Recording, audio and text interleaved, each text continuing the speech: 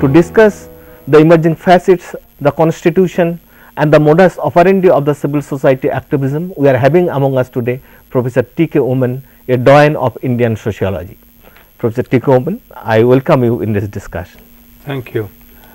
Friends, today I am going to talk to you about a familiar but difficult theme.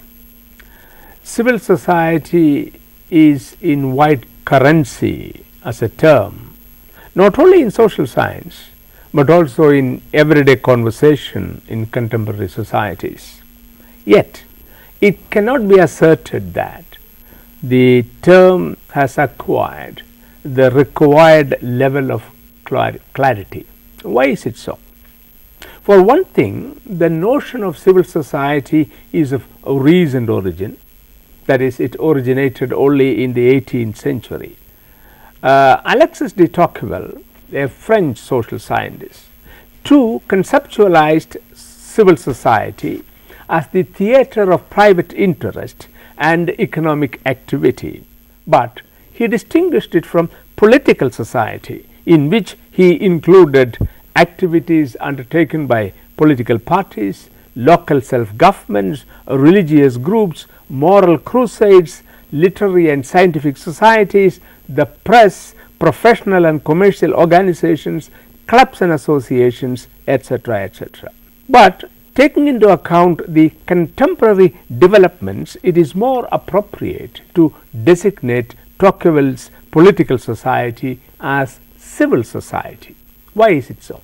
Contemporary societies stand on three relatively autonomous but necessarily independent pillars: state, market and civil society. Therefore, instead of encapsulating the market, that is the economy, into the civil society, it is more relevant to consider it as falling between the economic structure and the state as proposed by the Italian social scientist Gramsci. But the precision that Gramsci obtained by bifurcating the economic structure and civil society is lost through his conceptualization of the state, which incorporates both political society and civil society.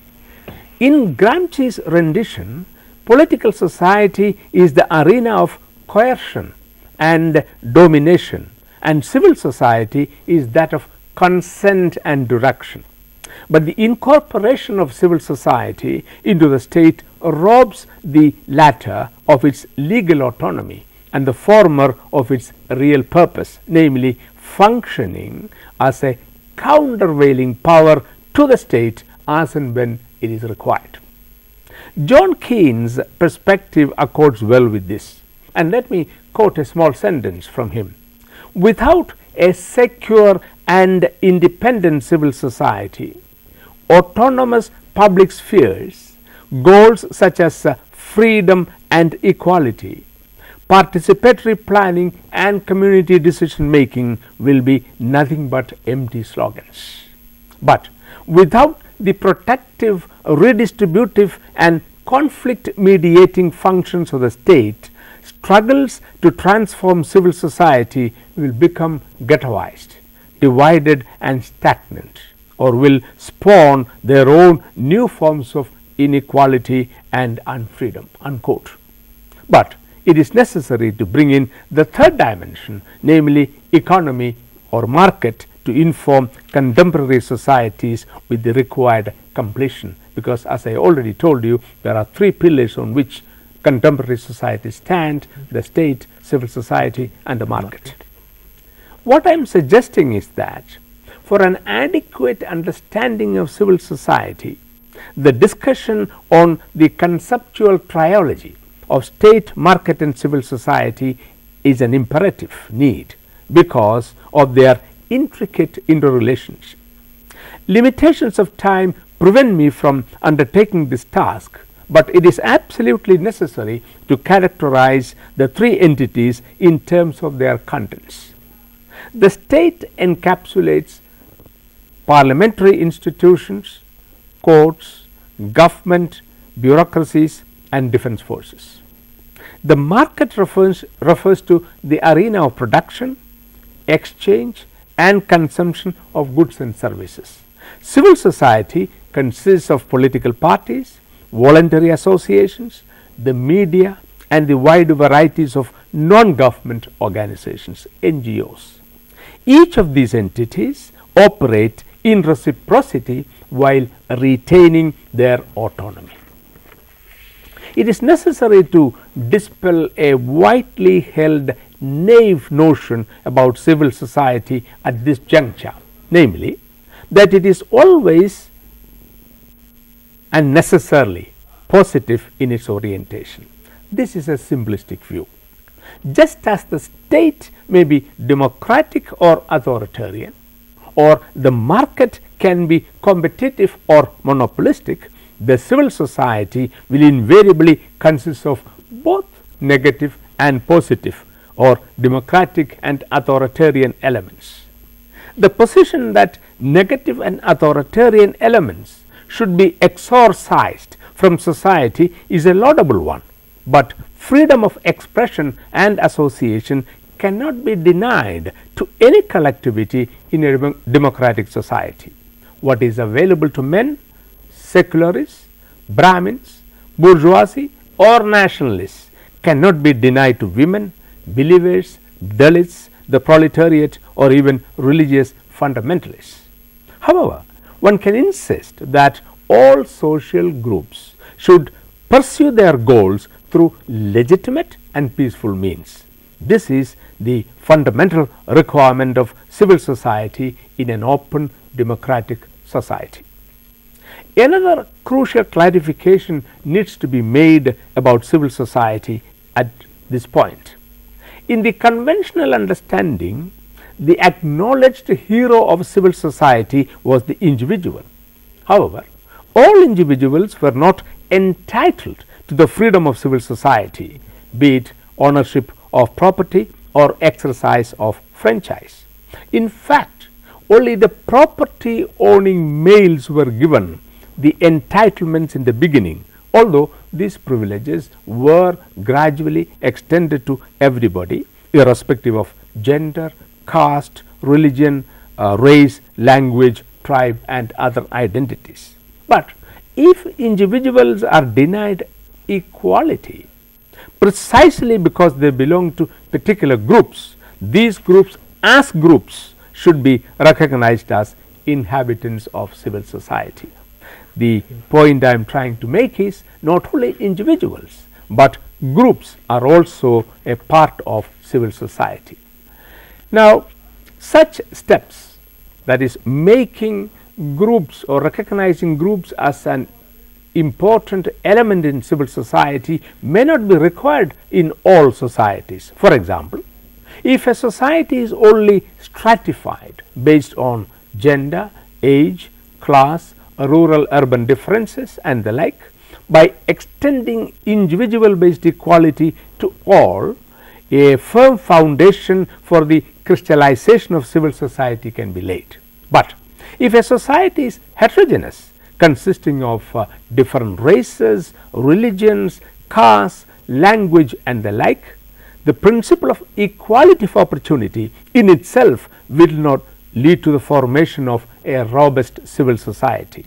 For this to happen, the identity of the traditionally disadvantaged groups should be taken into account, which is to say, the idea of groups surrendering their identity in order that they be treated as equal individual citizens is no more an acceptable one. Citizens insist that they be allowed to retain their group identity, but at the same time be entitled for all the privileges as citizens. This is a conundrum between equality and identity which renders civil society an intricate and complex entity. With this general understanding of civil society as a space between the state and market, as well as the recognition of the need to maintain reciprocity and autonomy between these three entities, that is state, civil society and the market, let us look at the situation in independent India. there were two competing models of society when India achieved political freedom. One model was that of capitalist democracies of the West. These polities had evolved gradually on the principle of separation between the state, market and civil society.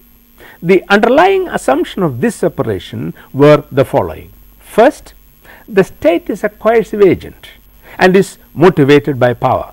Therefore, the process of acquiring and exercising power should be well defined and checked through legal mechanisms.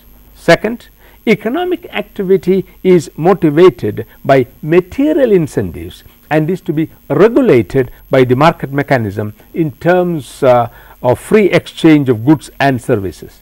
Third, civil society is the space for free voluntary activity of citizens between the state and the market, the zone in which a variety of political actions could be initiated to moderate the political authoritarianism of the state and the likely rapacity of the market. In the West, market, civil society and the state emerged successively, and each of these spheres acquired a certain level of autonomy. In contrast to the separation principle of capitalist democracies, the socialist states functioned on the institutional principle of fusion of the three entities, that is state, civil society and the market.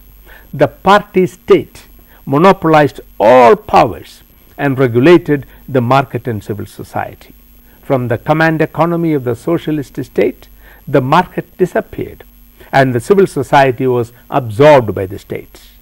The conjoined activities of the one party system and its numerous front organizations came to be called as people's democracy. In the beginning, capitalist democracies were mainly concerned with creating congenial conditions for their citizens to pursue their preferred pattern of life, protecting them from external aggression and providing them with internal security. But the emergence of socialist states, which put economic welfare of citizens on the state agenda, posed major challenges for capitalist democracies. Understandably, 20th century capitalist societies reinvented themselves as welfare states, wherein the civil society assumed an important role. What were considered to be the private worries of individuals became public issues to be handled by the state. Most of the colonial states became politically independent by mid-20th century and took over the agenda of socialist and welfare states in different combinations, and India was no exception. Independent India opted for what we characterize as the third way, that is combining multi-party democracy, one of the distinctive features of capitalist states, with planned economy, the hallmark of socialist states. This was indeed a challenging experiment in that the best of both models were attempted to be incorporated into one model. However, it was planned economy and state centrism which assumed salience in the first 3 decades of independent India. The state promoted economic development, initiated a series of measures to introduce and institutionalize people's participation. The state thus partly took over the functions of the market and the role of civil society and occupied the commanding position. But laterally, what you find is, with the globalization which is coming into vogue, the state has retreated, the market has expanded, and the civil society start getting a bigger role. So we are at the moment at a situation in India where civil society is becoming more visible and audible, and it has become one of the important elements in the polity, along with the state as well as the market. And that is how I would like to look at the kind of changes that have taken place over a period of time from in independent India, from the period of planned economy to that of the structural adjustment program. So, what kind of challenges you visualize against this backdrop, the kind of evolution of the civil society, the way kind of a Western way these were visualized. Now, in Indian context, we are finding a paradigmatic shift in the pre-independent period, in the post-independent period, again this structural adjustment period. So, what kind of challenges you visualize for the civil societies? You see, during the planned period or a period of planned economic development, the state occupied the commanding position. The market was very substantially controlled by the state, and civil society was there. It had a space, but that was a very limited space. But with the market becoming very important or occupying a very central position in the context of globalization or structural adjustment program, the state has retreated from various areas, and in a certain sense the state's control over the civil society has loosened, and that has become a big challenge for the civil society to articulate, to become audible, and therefore the relationship between a state and civil society has changed. Earlier, in a certain sense, civil society was subservient to the state, because the state initiated civil society. But now the civil society has two edges. One, there are contexts in which the civil society work in collaboration with the state, for example, implementation of the various programs. But there are contexts in which the civil society interrogates, questions the state. That means the challenge of civil society today is that on certain issues and contexts it supports the state, but in several issues it opposes the state. It does not have the kind of subservient relationship that it had earlier, and that is one of the important developments that is taking place. Of course, it has other implications. Civil society is also becoming very substantially international or global. With the result, you will find a lot of money flowing into the civil society coffins from abroad. To that extent, its financial autonomy is greater. It becomes less and less dependent on the state, and therefore its capacity to interrogate the state also increases. As far as the market is concerned, because of globalization, it is also regulated by the global forces. And many contexts, civil society has to question some of the things which are happening in the context of the market. For example, consumer rights. If consumer rights are to be protected, it is not so much always the state which comes to the forefront, but the civil society. Now, sir, we can see two situation, a paradoxical situation. On the one hand, there is the process of NGOification of the civil society at the grassroots, widely talking about. Also, there has been a process of co-option of the civil society activism at the grassroots level by the state in several modes. That is one. Another is that there is a space, maybe coming from the above at the middle level, where the civil society is asserting. So, how do you find this kind of a tension at the grassroots level, at the top level, where the civil society is located today? You see, first of all, when you talk about the state, you must understand the state is not a monolithic entity. It is a layered system. In India, for example, we have the federal or union level, we have the provincial states, we have in some cases autonomous regions, there are districts, there are panchayats. Now, what is the relationship between the civil society and with the different layers of the state will be different.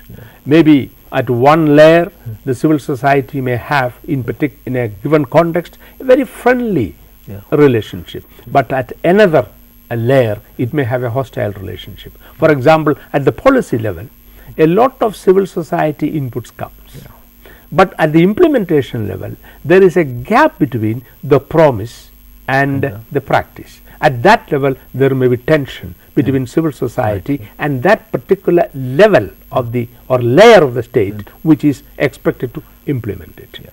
That is one. The other I have already indicated that civil society again is not a monolithic entity. Yeah. There are civil societies which continuously interrogate the very model of development. Yeah.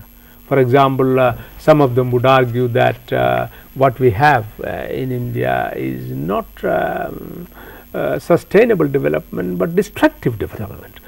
Think of the Narmada Bachao Andolan as a classic case. Yeah. So, they will question the very policy of the state. But there are NGOs which would say that in order that people's participation is augmented at the grassroots level, it is quite unlikely that the government bureaucracy can do that, and therefore it is better that the civil society does. At that level, the civil society and the state works in unison, in cooperation, but in some other contexts certainly they are at loggerheads. Yeah.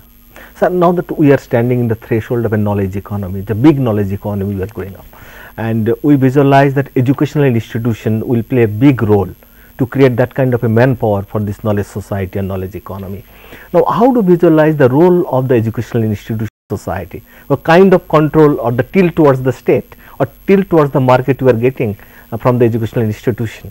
So, what kind of role you visualize for the educational institution as a civil society in the contemporary world?